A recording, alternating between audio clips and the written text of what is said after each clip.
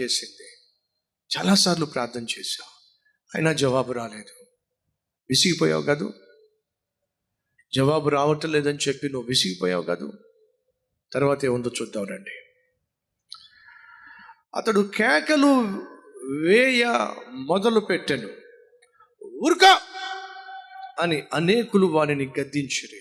రేయ్, నీ ముఖం నువ్వెప్పుడు బాగుపడాలిరా? నీ ప్రార్థన దేవుడు ఎప్పుడు వినాలి? నీ కుటుంబం ఎప్పుడు కట్టబడాలి? నీకు ఉద్యోగం ఎప్పుడు రావాలి?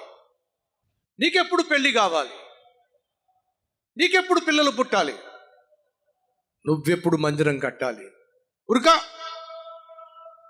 ఇది అయ్యే పని కాదు అని నీ వాళ్ళే నిన్ను అంటున్నారు కదూ, నీతో అంటున్నారు కదూ.